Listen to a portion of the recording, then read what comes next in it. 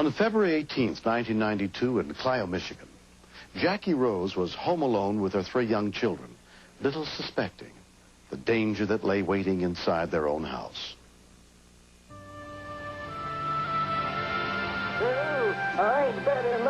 While 4-year-old Leslie and 15-month-old RJ watched television, Jackie and her oldest daughter, Misty, washed the dinner dishes.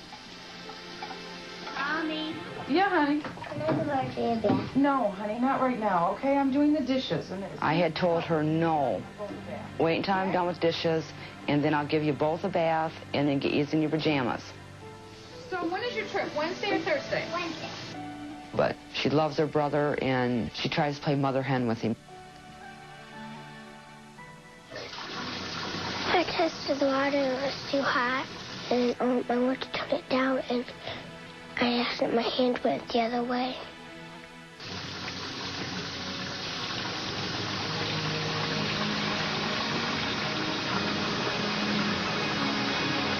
Okay. Did I sign that? The next thing we knew, Leslie was screaming. Go check on him. I ran in the bathroom, and RJ was sitting in the bath water, and it looked like toilet paper floating in the water, but it was really a skin.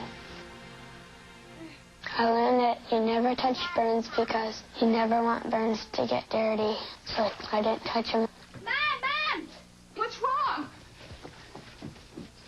It looked like his body was very raw, like there was no skin. When he didn't cry, I thought he was gone. A basic life support CM ambulance was immediately dispatched. I was very afraid to hold him, because where do you grab a child that is severely burnt from the chest area down? You can't hug him. It just didn't look like a little boy anymore. Just hang on to him because hold on. Jackie called her best friend and next-door neighbor, Robin Miller, for help. Missy was holding them. She looked at me with such desperation in her eyes that I took the baby from her and looked at him. The ambulance is coming. They're coming. They're coming. I just picked him straight up so I could see his face. You really didn't want to look at the rest of his body. You wanted to concentrate on his face. The first rescue unit arrived within 3 minutes, including EMT Peggy Riddell. The minute we saw the baby, we knew there was no time for assessment. We've got to go.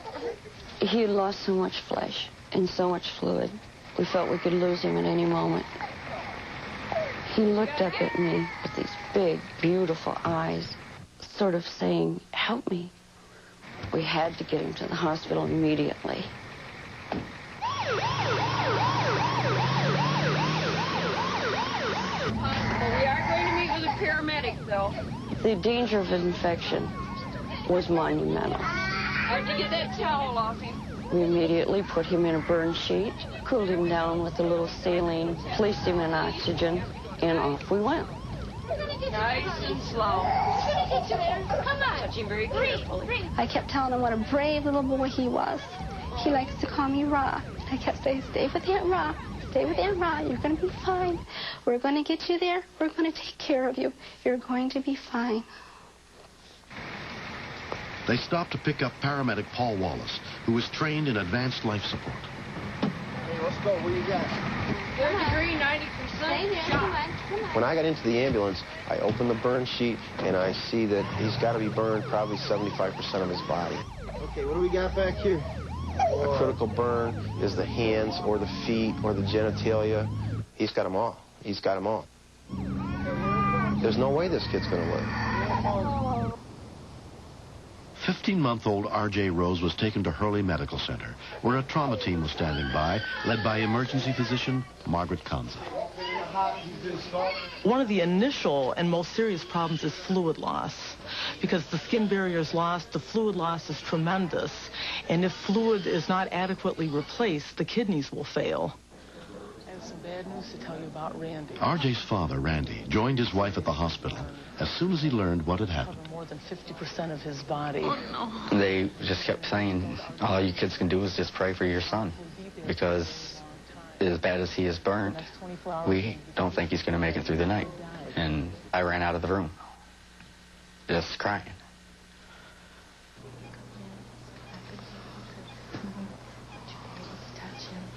When I first saw him that night, they had paralyzed him. And he looked so innocent. So innocent. He's such a perfect little boy. He loves his hugs. He loves his kisses.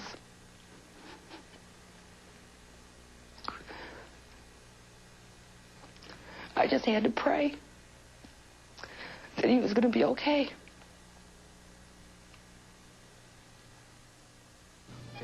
Somehow, R.J. managed to survive the night. He spent the next 4 months in the hospital. Go turn around. Go turn around and bring it back. Bring it back now. Come on. In the 2.5 years since the incident, he has undergone a series of skin grafts. I think that RJ is a very lucky child. He will require more corrective plastic surgery, but he eventually should be able to lead a fairly normal life.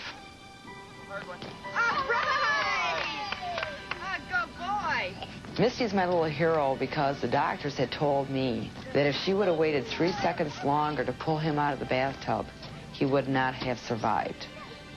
He would have died from shock. When my brother came home, I felt good and happy that he didn't die. I'm glad I would do something because I can play with him. I love him. I jump on a trampoline with him all the time.